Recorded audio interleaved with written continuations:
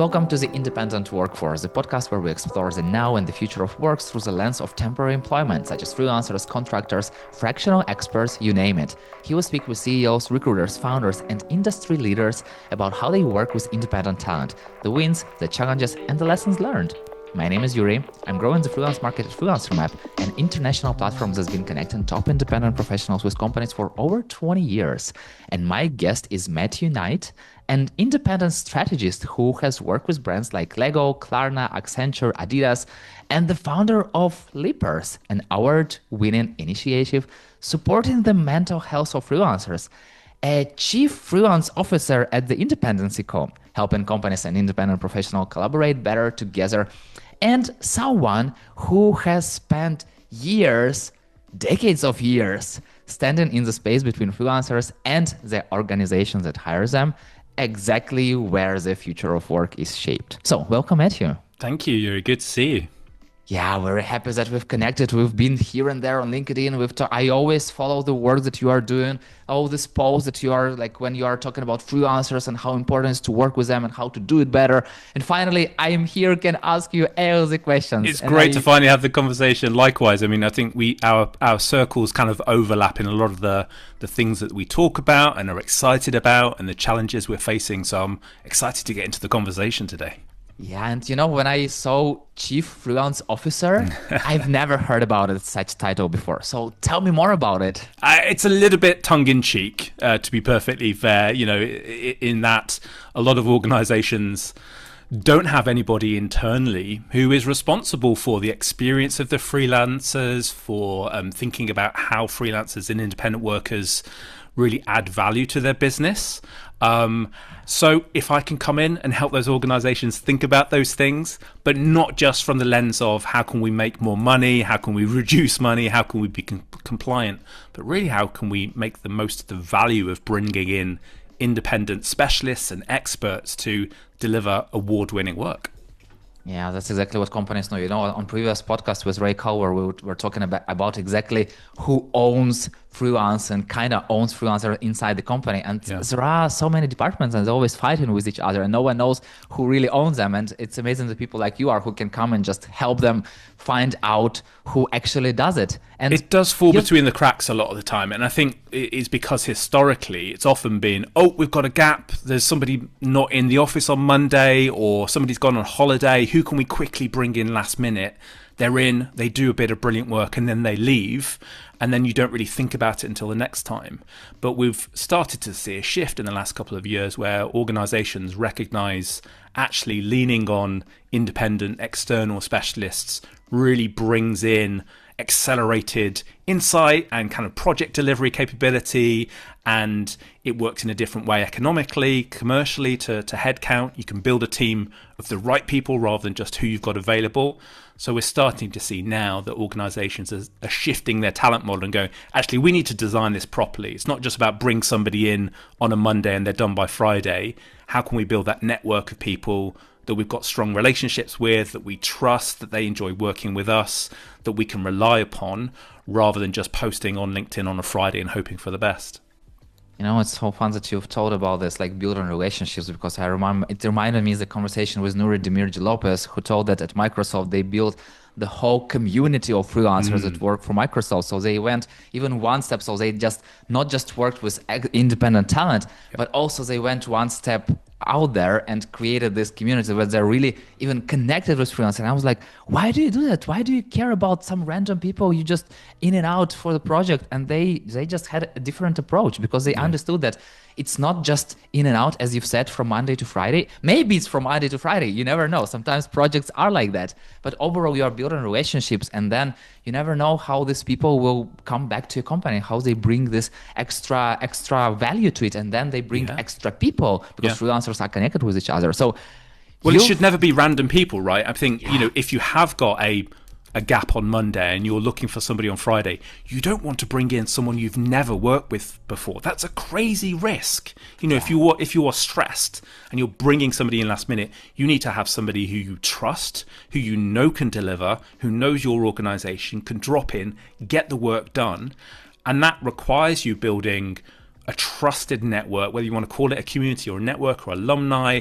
You need to build up that base of people who you've done the chemistry with, you know where they would fit into the organization, you know how they work with you, they know how to work with the organization. And building that relationship up over time means that when the phone does ring, they're not a random person, they are part of your extended workforce. And I think that's where a lot of companies, particularly those who are new to working with freelancers, sometimes trip up, because they think they can just get somebody in last minute and hope for the best. And obviously we know that's never going to work. You need to go through some sort of onboarding at least and explain who we are and what we do and why we do it in that way, so the freelancer can do their best work. Otherwise you're creating risk for yourself. It's so weird that companies are building databases of full-time hires, even if they didn't hire someone, they are still in their database and they go back to them. But for some reason, they are not tapping in the external workforce market. I have no idea why. Maybe it will change. So it is definitely changing. I mean, I think obviously every country has a slightly different level of maturity when it comes to working with freelancers. In the UK, we've got a fairly mature freelancer market. So certain sectors like film and TV, for instance, are predominantly freelancer driven in terms of their projects. Up to 70% of that sector are freelancers rather than employees. Across the creative industry sector, it's around 35%, but that really varies. And obviously there's lots of sectors, but we're seeing a bit of a generational shift in how organizations are hiring. In the olden days, years back, before kind of the web and the big platforms, it would be all about personal networks. It's who you knew, who you'd worked with before, you'd bring them back in. It was a kind of quite small, close-knit group. Then platforms came along and changed the model completely, right? So platforms like Juno and so on. And it was, hey, I can go on, almost like Tinder, swipe until I find somebody that's available, has the right skills, has the right day rate, drop them in. And then you didn't need to really worry about retention and relationship building, because swipe, there'd be somebody after that. Now we're moving to private marketplaces and pools. So organizations are saying, actually, we want to have our group of people that we've worked with, that we know, that we trust. It's almost getting back to that personal relationship and connection piece again. And I think the next generation that we'll see, to your point around building communities, is actually how do we have that pool plus an extra network of friends and collaborators, and how do we support them? How do we retain them and engage them, not just on the project itself, but between the contracts, so they're more likely to be around for the next time, they're more likely to work with us again. And that's a lot of the work that we're doing at the moment, both in the mental health space, because supporting those freelancers is crucial, not only for the well-being of the individuals, but also productivity and creativity. If you're supporting those workers to do well, they're going to do better work with you. But also in the longevity, if you are visibly saying, hey, we don't just drop you in on a Monday and leave you on a Friday and never speak to you again until the next brief. We are part of your support network. We're going to give you access to resources and tools and peers and events and training. If we can build this ecosystem where actually you feel really supported and engaged as one of our freelancers, then you're more likely to work with us again in the future. And the flip side is we're seeing organizations that don't work effectively with freelancers. Those freelancers will avoid those companies. Over 97% of freelancers who've been treated badly by a company will not work with them again. And even more importantly, those freelancers tell their friends. We're all in communities, we're all talking to each other, and we will quite openly say, avoid this company because they don't pay on time or they were dreadful to work with. And that just means your talent costs increase as a business, because it's harder for you to find a freelancer who will work with you. So this is no longer a nice to have. Businesses need to be actively thinking, how can we work effectively with independent workers if they want to continue working with them? We've touched a little bit of the history of how freelancing is developed, and that it started with like this personal connection and everyone. Then we joined into this marketplaces where, as you've said, as Tinder. I don't know if it's healthy, but once again, it is as it is. And now like more going into the private. So what do you see in the near future? Like how it's in development, especially with all this AI coming in? Like where do freelancers are in this like future of work? I look towards a model from Rich Wilson at Gigged, and he talks about the 40-40-20 concept. 40% employee or perm, 40% freelancer, contractor, independent, whatever you want to call it, and 20% agentic. Whether you think those numbers are right or not, the concept of it being a hybrid team of some permanent, consistent members of the workforce, some more fluid associate, kind of friends, kind of independent workers, and then AI, I think that's spot on. This blended workforce where actually you're using all of those different types of ways of engaging with people and delivering that work to create a team for the project. And I think that's the way that we are pointed. A lot of organizations are working towards more mission-based working. So project-based teams, you bring it together, you've got the knowledge there, you have a great kickoff, you deliver a piece of work, and then perhaps you disappear for a while. So I think that's the way that the industry, certainly in the creative sectors, but across a lot of industries, are heading, is that kind of hybridized model plus more project-based work. And as a result, you need the infrastructure there. Because you need to have, well, where are my talent? Who are my people that I can return to? What are the tools and platforms and systems that I can build this upon? How can I make sure that all this is working together effectively? How can I invest in that talent so actually it is upskilled for the next time I work on it? I think there's some really interesting questions around previously the roles of an employer in training and developing people's skills. That is going to be less and less and less, and freelancers will have to develop their own skills. But does that then mean the employers, no longer have a responsibility there to their well-being, to their training? There's a big debate at the moment around, particularly in advertising and marketing, which is my background, around the new models all seem to be just pointing towards, hey, you have access to our experts plus AI. But where do experts come from if they're not junior and then being developed over time? So there's a lot of big questions around what this shift means and who is going to be there to support independent workers that don't have an HR team, don't have a legal team, don't have colleagues, don't have peers. What support systems need to be put in place for their well-being, for the development, for the sustainability of their businesses? And I don't have all the answers, but I do know that I think we need to take quite a human lens to it, because AI is fantastic in what it can deliver and accelerate, but it is going to disrupt the market significantly. And if we're not designing sustainable workforces, and that includes freelancers, then we're not going to have access to them.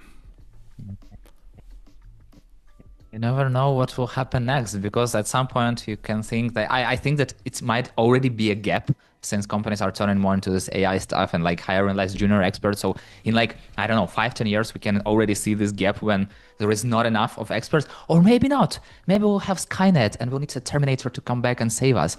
You never know. And you were talking about including freelancers in the team, and I feel like it's something that companies are really missing, as you've said before the recording, that some companies are hiring them behind the doors, and they are not even telling that they're working with freelancers. So where do you see the biggest misalignments between company expectations of working with freelancers and freelance realities? I think there's a mindset shift that needs to happen with a lot of organizations, and traditionally the mindset was, for a lot of people, freelancers are overflow, or when we've got a resource gap, we just need to get somebody in. It's filling a hole. As opposed to, and a lot of the organizations which I'm working on are very proud to say, hey, actually, independent workers are a critical part of our workforce. They are part of our value proposition. We know that we can build a best-in-class team for delivering this work. Not just the people who we have available sitting inside our office, but we can go out to the market, we can find the right people for the project, we can bring them together, and it's an expert network. And I think as a part of a value proposition to say, we're not just going to give you who we've got available, but we're going to build the very best team to deliver the very best outcomes here. It's a fantastic offer to the market. And clients are increasingly seeing that too. They're increasingly saying, well, hold on, I don't just want who you've got available. I want you to build me a project team which is the best for the challenge that I have. Can you go out and find these people? Can you go out and manage them for me? So I think that mindset shift of, I don't like the word freelancer, I'll be perfectly honest. It's got so much baggage attached to it, and it's got so much of that old mindset of just get somebody in, get it done, and move them on. They're a human resource, a commodity. And I think that's become even worse over the last couple of years.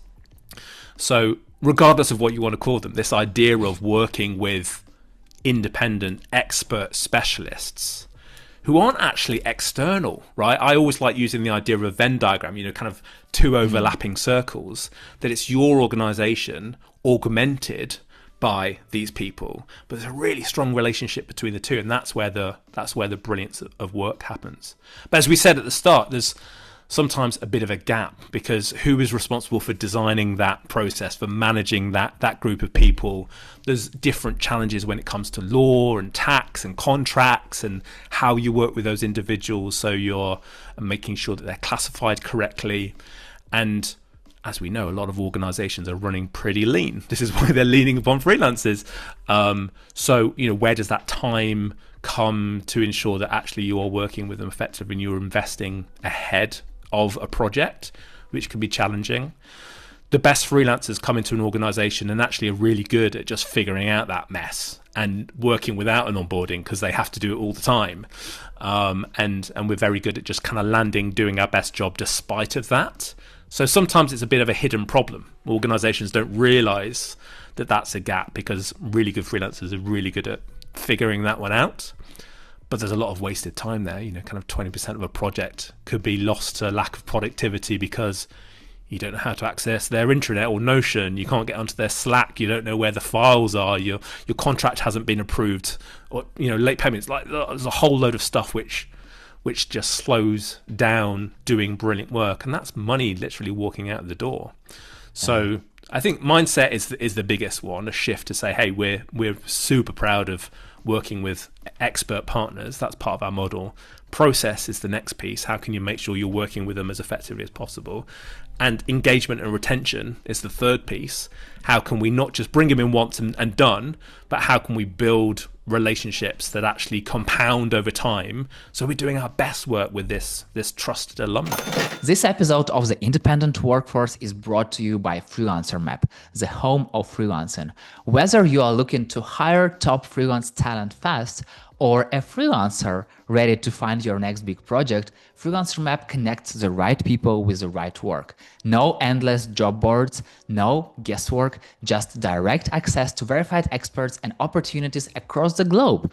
Visit freelancermap.com and start building your next success story today. It's like working with clients, because with clients you also have to think about engagement, retention, and then so when companies think about this independent talent as kind of clients that make their life better or like move their business forward, it changes all the things, and it's making things so much hopefully better. I have no idea how it will happen in the future, because what I see from people like you are, from such an expert, because we have this very bright picture of the future.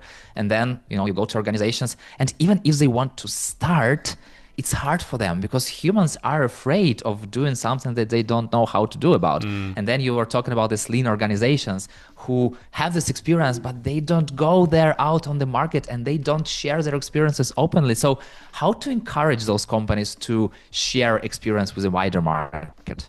Oh, that's such a great question. Well, I think there's two parts to it. If this is new to you, there's two things which you can do. First, ask some freelancers. Don't just assume that your way of working is going to work. When you bring somebody in, ask them, what do they need to do your best work here? How can we work together effectively? A good kickoff, a good onboarding, whatever you want to call it. But ask how that relationship is going to work, and design that together. You're not going to get it all right the very first time, but if you design that in partnership, you're going to understand how that works for that individual, and then you'll know that for the next time. The second point is absolutely right about how do you learn from others. One of the pieces of work that we're doing at the moment is a policy framework called freelance-friendly. So we're asking hirers to openly say, hey, this is how we work with freelancers. These are our kind of the standards which we uphold and the way in which we support our freelancers. So we have a policy around making sure we pay people on time, that we have contracts, that we're investing in diversity of our workforce, a number of different things that we're doing. And by encouraging organizations to publish their statement, their freelance-friendly framework, others can learn from it. They can go, oh, okay, they're doing this thing and that's really effective, or they're doing this thing that's really effective. And we're trying to open the conversation. And that has two benefits. One, freelancers have more visibility of organizations who are doing it well, what good looks like. So when they go to an organization, they can say, actually, it would be great if you could be doing these things. But also it creates a bit of a framework for any organization who's hiring to say, oh, okay, I can see that this thing has a really positive impact on delivering great work. I'm going to improve in that area, or I'm going to steal some of those ideas. I find that the businesses who are working with freelancers are really proud of that they are supporting and working with them effectively and want to talk about it, because that helps them attract new talent. It makes them look better in the workplace. It builds their reputation. And hopefully you create this snowball effect that if company A says, we're doing these things, then company B goes, oh, well, we need to be doing those things as well because we want to also attract the best talent.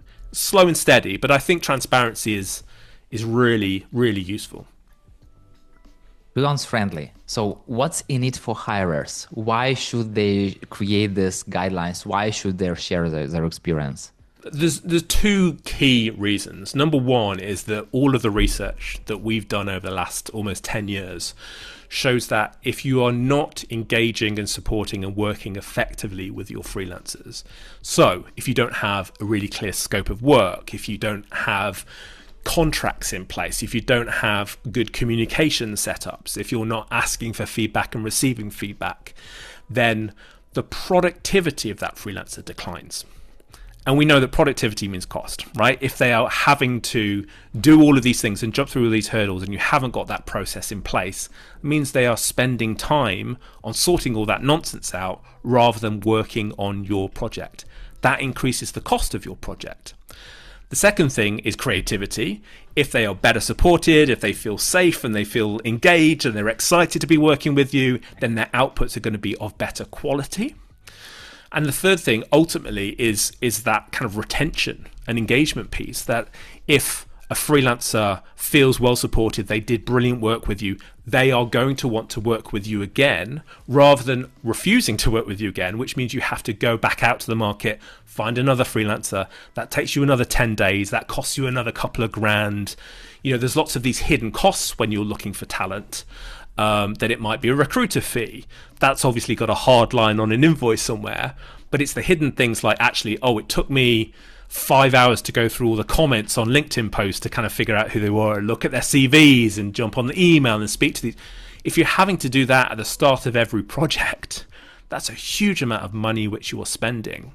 So if you can build these more supportive ways of working with freelancers and stronger relationships, you're saving time on talent costs, you're saving money on talent costs, you're improving the output of your work, you're improving the reputation of your organization to freelancers, but also to clients, because they recognize, hey, they're attracting the best people here. So there's a real ROI piece. This is not a nice thing to do. It is a nice thing to do, but it's a commercially sensible thing to do. And I think that's where we'll see the real separation of businesses. There are businesses who don't think about working effectively with freelancers, and they won't be able to get the best talent. And the freelancers who do invest in nurturing and supporting and engaging, and they will have the best talent. So if you're a client, who are you going to pick? Yeah, it's so weird, you know. You are talking about specifically like tangible things like money and time, and it's like very straightforward. You save money, you save time, you get things done faster. What else do you need? And still, companies are ready to go for like 3-6 months to hire a full-time expert for a project they don't even know if it will work or not. Instead of just going into this independent talent market, try, and who knows, maybe at some point. I know also some transitions of independent talent into like full-time experts. Yeah. Maybe you have like the best click match ever and you will continue working together. You never know. And still, okay, let's go for this. Let's imagine the company has mindset. they have their mindset changed. So they're ready. They know that they want to hire a freelancer. Yep. Next, they need to talk to someone. Where do they find these people to talk to? In terms of finding freelancers for their project? In terms of understand, so you've told that go talk to experts, go talk to freelancers about how to do it correctly. Where do they find these people to talk to ask all the questions to them? Yeah, so I would probably start with communities. There are so many fantastic communities where those freelancers hang out. We support each other, we ask questions, we're sharing our wisdom and experience and resources. So there's a real wealth of community platforms where those freelancers and specialists hang out. So that's always a good place to start, because also the community hosts and leaders there will often be open to saying, actually, this is what we hear. These are some things which you can learn from, or even connect you to some of their members, because ultimately we all want to help each other find more work. I think that's a good starting place. The other place is LinkedIn is actually pretty good. There are a number of brilliant and very generous, Yurii, yourself included here, generous individuals who are talking on a regular basis about how to work more effectively with freelancers, the kind of platforms, the systems and processes. I mean, we both know Matthew Matola, for instance, who's doing a huge amount of fantastic work in the US. There's people like Jack Spencer, who runs Freelancer in the UK, who focuses on process and how you can build those systems internally. So there's no shortage of people who are doing great work. Search them out, have a coffee with them, have a conversation with them, build a project which helps you design and think about how you might be working. But I would say just kind of get started. I mean, I think we all learn better by trying and learning and failing, and don't forget to ask for feedback and learn from it. And I think businesses are so busy and hectic at the moment, it can be incredibly hard to just take a breath and a step back and say, what did we learn from this experience? Part of the reason that we're doing the freelance-friendly piece is actually to kind of create these examples, and case studies is a strong word, but just kind of stories really from businesses who say, hey, we wanted to work more effectively with freelancers. We did this one thing and we saw this one outcome. And if we can share those, you can learn and steal those ideas and build upon them.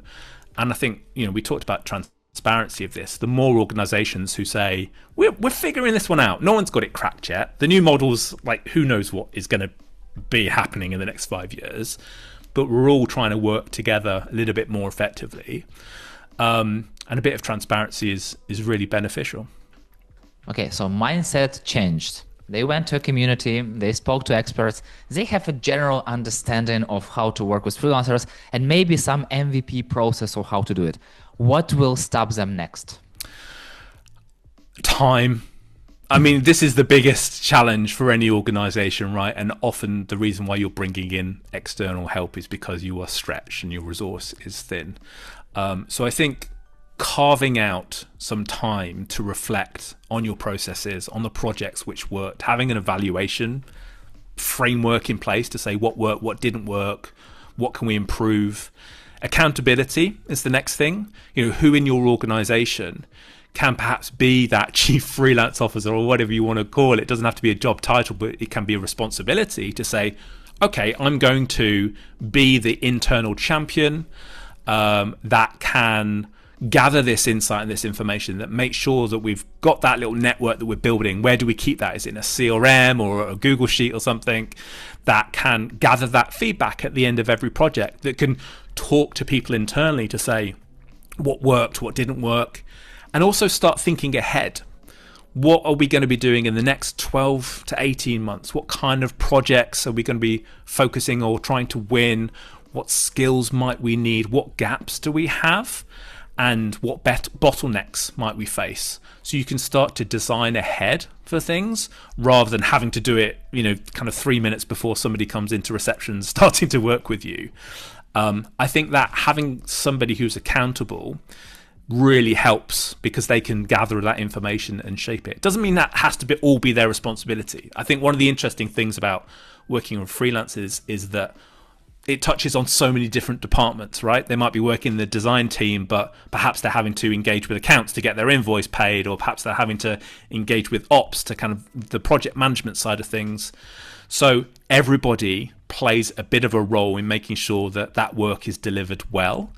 But having a person who's accountable to gather all that insight and to say, hey, this is where we're doing it really well, and this is where we're struggling or might want to make improvements.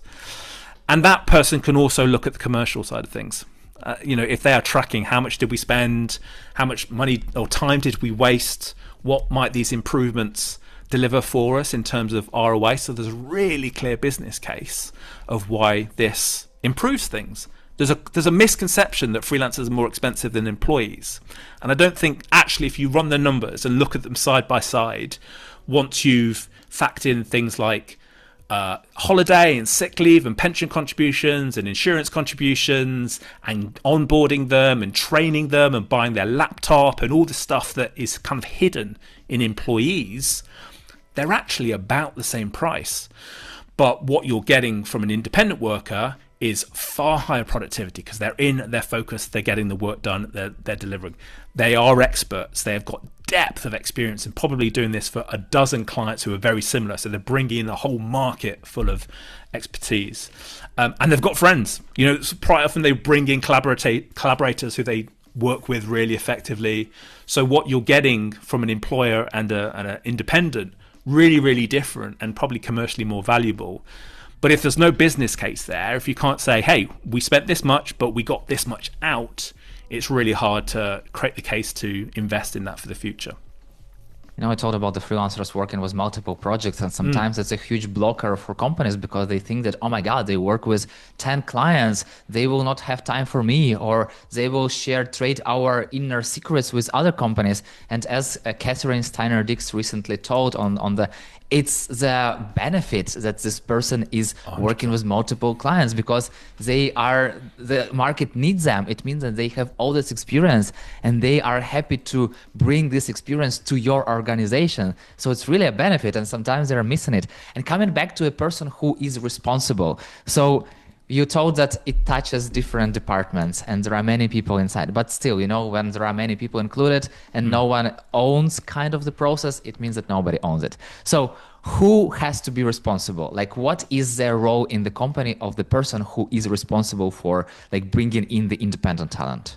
I don't think there's any one single answer to that. If we're talking about a small micro studio that might be like 3 or 4 perm employees, could be like a creative director, an account planner, like just a handful of people, then there's not going to be a department for freelance experience, right?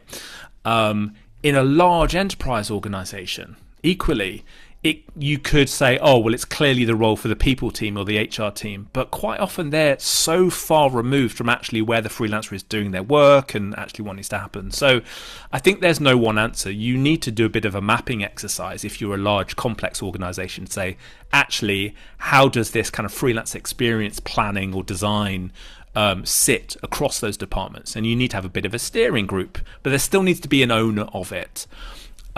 I think people teams make a huge amount of sense in large organizations because they know processes of bringing people into the organization. They are plugged into things like contracting and compliance and payroll and culture, and understand how people flow through a business. But you absolutely have to have the people involved who are doing the work as well, because it's not just enough to get them on contract and get them into the door with a badge or whatever and getting them paid. They have to understand your internal working processes and the templates which you're using and the language which you're using. So it's about a relationship exercise across that organization. I don't think it also adds a huge amount of time and effort. A lot of these things are something which you can design at the start, run the process for 6, 9, 12 months, learn from it, improve it the next year, and it almost just sits as a document somewhere or a policy document that explains how this works, and you can gather feedback over the course of time. So it might be that you spend a couple of days on it at the start of the year, let it run for a while, learn from it, and then improve it each year, and everybody can feed into that. But I think it's less important to say where should that role sit. It's more important to agree that role does need to exist somewhere. and design how that works for your organization. And if we are talking about smaller businesses and where let's imagine the owner or the founder is the decision maker, and they know that they will hire a freelancer because it will help them to move their business forward. But if we are talking about the bigger company where they have already some kind of hierarchy inside, what's in it for them? What's in it for people who hire independent talents? Why should they go all this extra mile to develop these processes to bring this independent talent in the company? You know what? I find that smaller organizations quite often work more effectively with freelancers than larger ones, because communication's a little bit easier. You're coming into a team, you can chat to the people you're working with. There's not layers and layers of management and process, and it can be really quite human. And we're talking about process, but that doesn't have to mean like endless documents and Excels and SAP systems or anything like that. It can just be a kickoff, conversation around how you want to work best, making sure the invoice gets paid on time. Those are the things that really help deliver a better project, right? Good communication and paying them fairly. Those, if you get those two things cracked, then you're probably into a good place. The benefit is that relationship building, and they will want to come back and work with you again. Because unfortunately, there are so many organizations who get it so wrong that when we're busy and we've got two projects in front of us, it's pretty easy to decide which organization we want to work with. We're not going to go back to the organization who forgot to pay our invoice on time, who weren't clear, who ghosted us, who never replied to our emails. We're going to go to the organization who might not be getting it all right, but at least put a bit of effort into building a effective working relationship with us. And a lot of the work which we do focuses on mental health. So for the last 10 years, much of my work has been looking at the challenges and the barriers that freelance face. You know, you don't necessarily have a team around you, so isolation is a problem. Your income can be very variable, so cash flow and financial anxiety can be a real concern.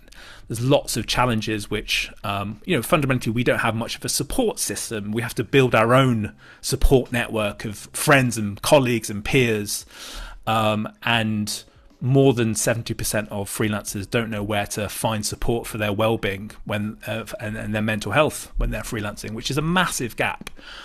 So we're trying to put a lot of those things in place through community, through resources where freelancers can find that support. But what's been really interesting is we look at what are those big challenges and influences on freelancers' mental health over the year. And almost half of the negative impacts come from clients, come from poor behaviors from hirers. And you won't be surprised by these. It is not paying on time. It is poor communications. It is not having a contract, therefore scope creep. It's things like ghosting.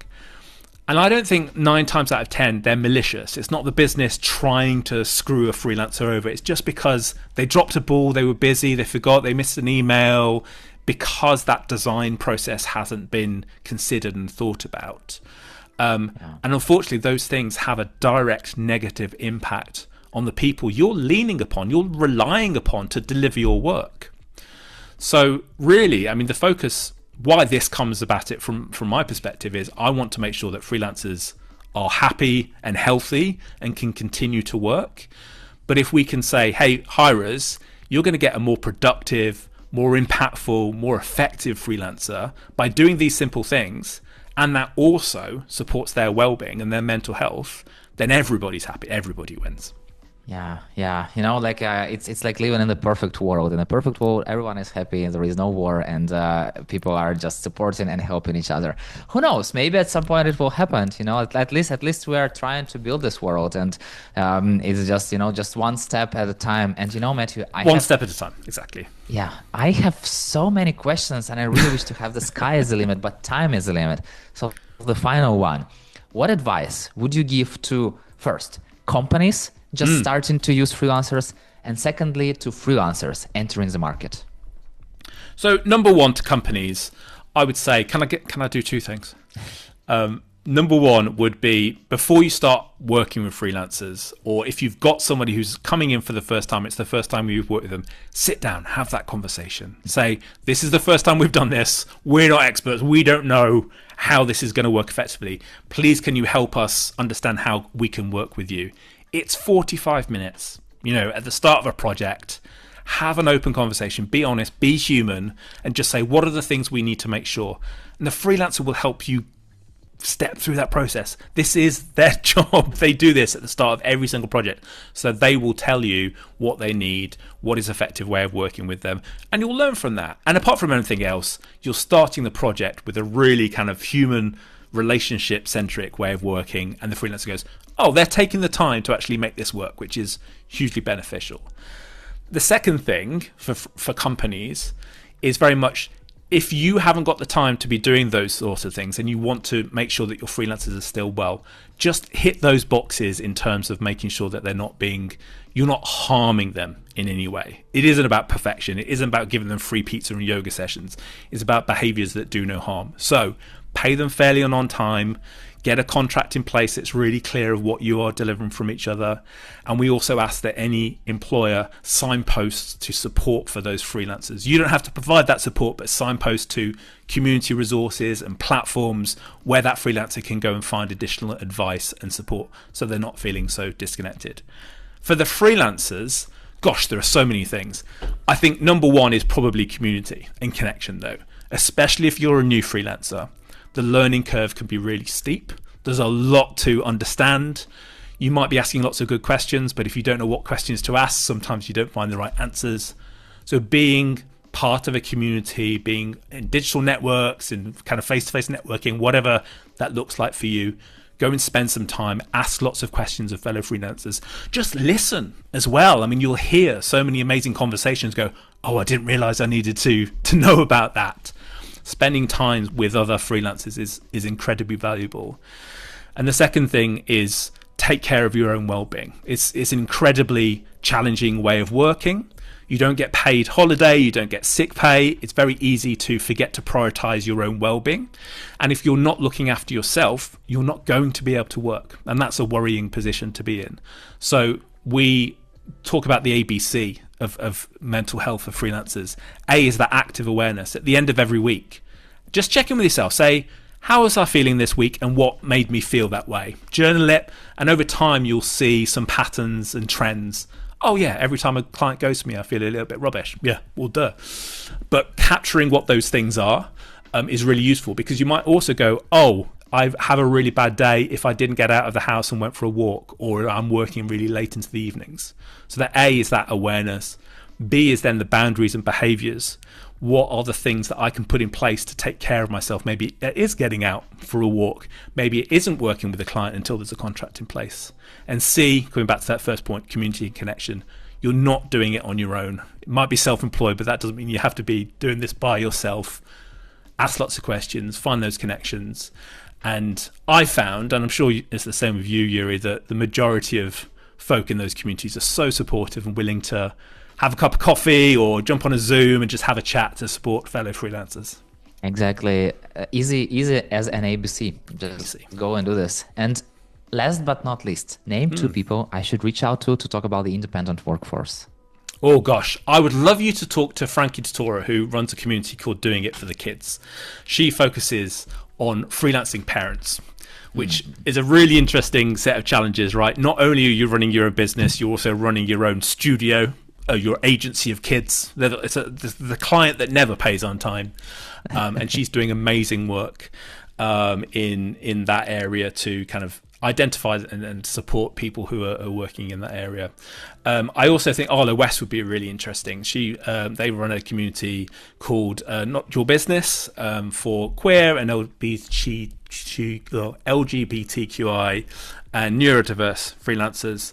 And again, fantastic support community for people who identify in that space with their own set of challenges and differences and lived experiences of working in that space. Both brilliant community hosts who are genuinely supporting freelancers. Final question.